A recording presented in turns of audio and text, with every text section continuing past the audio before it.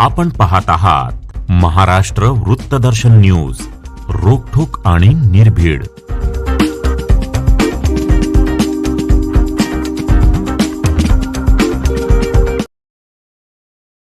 विधान परिषदेचे आमदार इद्रिस नायकवडी यांनी आरोग्य शिबिर आणि स्वतःच्या वाढदिवसानिमित्त सांगली मिरज कुपवाड शहर महानगरपालिका क्षेत्रात 400च्या वर डिजिटल लावले आहेत। 400 डिजिटल नायकवडी यांनी लावले असताना नायकवडी यांनी महापालिकेकडून 4च डिजिटल बोर्डची परमिशन घेतली आहे, त्याचा कर भरला आहे असा आरोप करत माजी नगरसेवक योगेंद्र थोरात आक्रमक झाले असून माजी नगरसेवक योगेंद्र थोरात यांनी महापालिका मिरज कार्यालयात जाऊन महापालिकेच्या अधिकाऱ्यांना धारेवर धरत जाब विचारला। यावेळेला आमदार इद्रिस नायकवडी यांनी अनधिकृतपणे लावलेल्या डिजिटल बोर्डवर कारवाई करावी आणि नायकवडी यांच्यावर गुन्हा दाखल करावा अशी मागणी यावेळेला माजी नगरसेवक योगेंद्र थोरात यांनी केली आहे। या मागणीची दखल घेत तत्काळ संबंधित अधिकाऱ्यांनी आमदार नायकवडी यांना नोटीस देण्यासाठी त्यांच्या कार्यालयात गेले आहेत। तर मिरज शहरात असणाऱ्या नायकवडी यांनी लावलेल्या आरोग्य शिबिराची डिजिटल बोर्ड उतरवायला सुरुवात केली आहे। तर फक्त आरोग्य शिबिराचे नव्हे तर आमदार नायकवडी यांच्या वाढदिवसाचे फलक तत्काळ हटवावेत अशी मागणी माजी नगरसेवक योगेंद्र दादा थोरात यांनी केली आहे।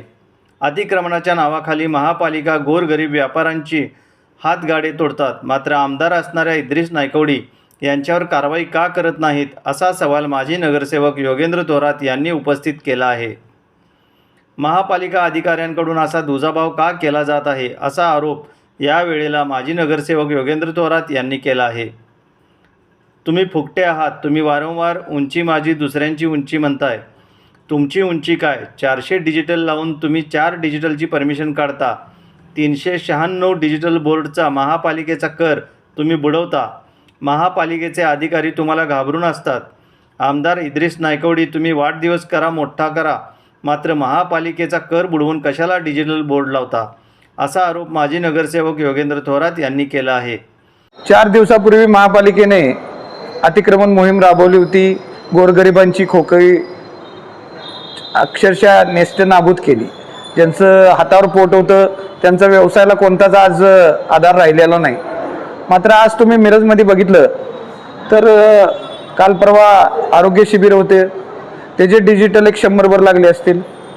त्यानंतर उद्या विधान परिषदेचे आमदार आहेत इद्रिस नायकवडी, त्यांच्या वाढदिवसाचे डिजिटल लागलेले आहेत।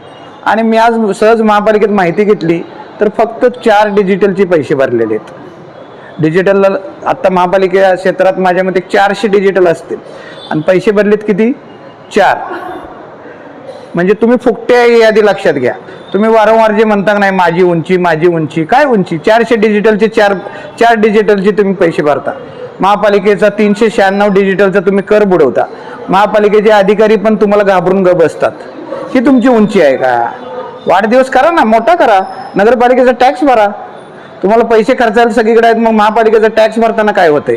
तेव्हा मी महापालिकेच्या अधिकाऱ्यांना आज विनंती केलेली आहे की 155 कलमाचा पण इथं उल्लंघन झालेलं आहे, ती पण गुन्हा दाखल केला पाहिजे आणि सगळे डिजिटल ज्यांचे पैसे भरलेले नाहीत ते काढून टाकले पाहिजेत। हा दुजाभाव कामाचा नाही।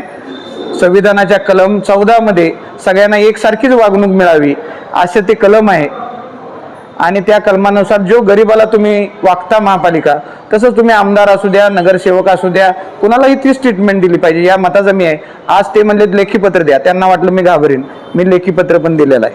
आता महापालिका काय करते याकडे आमचं लक्ष। त्यांनी जो ॲक्ट आहे आपला महापालिकेचा ॲक्ट आहे 155 नंबरचा, त्यात हायकोर्टानं डायरेक्ट म्हणलेलं आहे की विनापरवाना जे डिजिटल, इवन आमचे लोकप्रिय मुख्यमंत्री साहेब हे स्वतःच्या वाढदिवसाला डिजिटल न लावता लोक उपयोगी उपक्रम घ्या असं आवाहन करतात।